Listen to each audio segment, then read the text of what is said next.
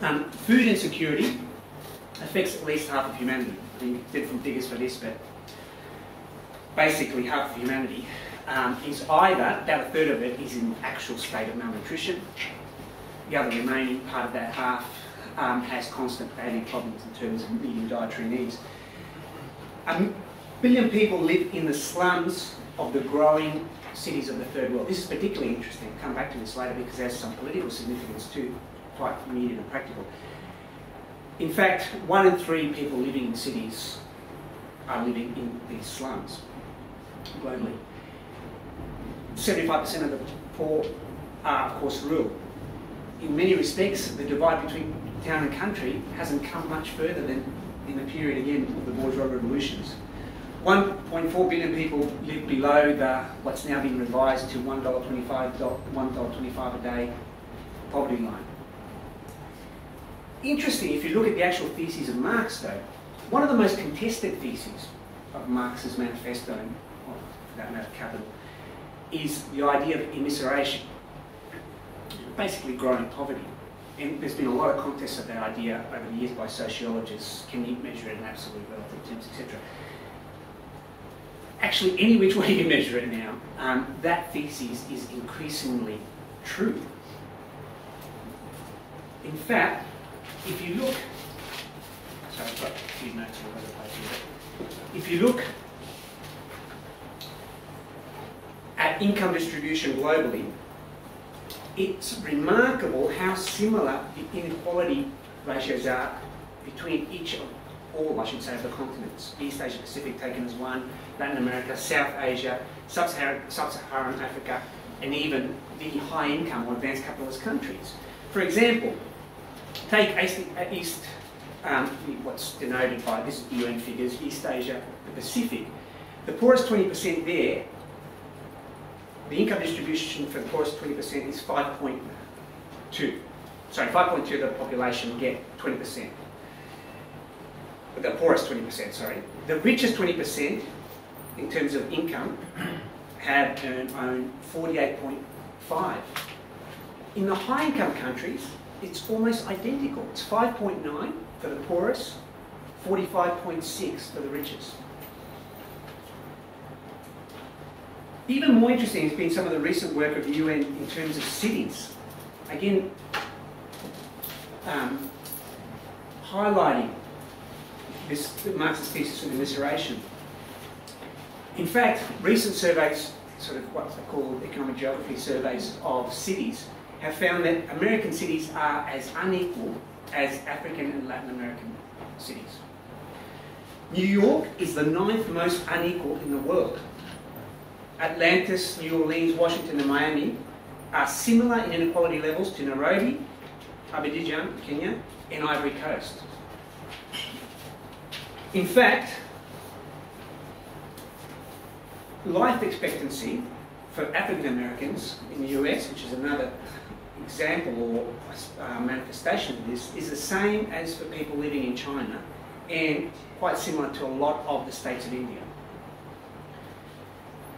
So this Marxist theory of immiseration is, if anything, increasingly, seems increasingly true or obvious.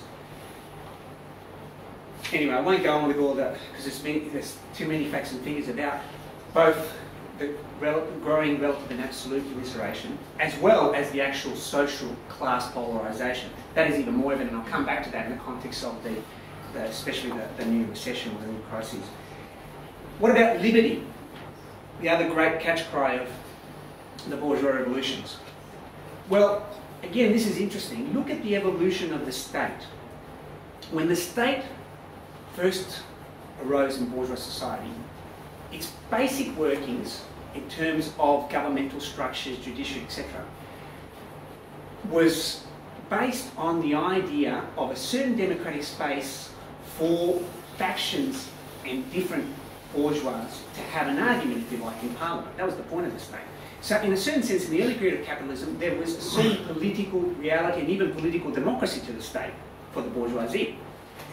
But if you look at the evolution of the state, especially since the two wars, this is increasingly not the case. Parliament actually does not have any say in any of the countries, certainly not the third world, but in the advanced capitalist countries. It is now the monopolies or their representatives in those bodies of the state that sit above Parliament. And again, you can go through, you know, there's a lot of studies about, for example, I think I saw a figure in the British public service. Someone did a study showing that I think it was basically about 2,000 people in the public service had decision-making power, and those people, funnily enough, don't tend to change. So you have a big public service, like Australia's public service is somewhere in the 220,000, I think. But of course that counts everyone working in Centrelink all the way through to the top. Most likely, like Britain, there's a couple of thousand people who have decision-making power, and funnily enough, do not tend to change very often. So the evolution of the state has been towards an increasing centralisation of power in the hands of only a small fraction of the bourgeoisie. The most powerful, of course, the monopolies. Parallel to that, of course, is the growing restriction of democracy for everybody else. So, if you like, less crumbs than may have fallen out of the old or early parliamentary system. Less space for negotiation, less space for the working masses.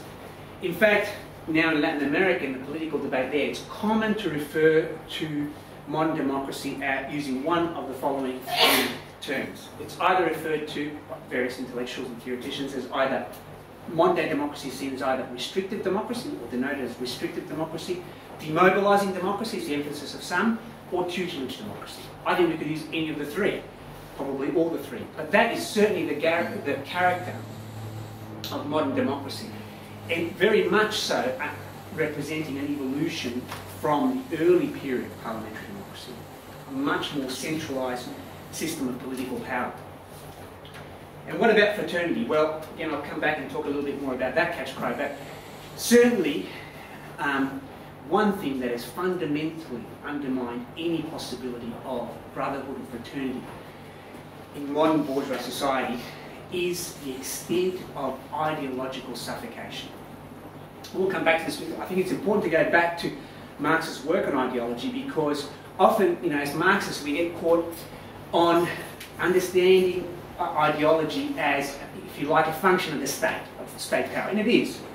But actually, ideology is based on something far more fundamental than even the state power as such, or its exercise, i.e. through the control of media, etc., etc. It's actually, as Marx said in Capital, fundamentally based on commodity fetishism. And that actually has become so much more generalised. The power of the commodity over life, in a way that completely dehumanises, encounters any possibility of fraternity and brotherhood. The other third important catch cry of the French Revolution.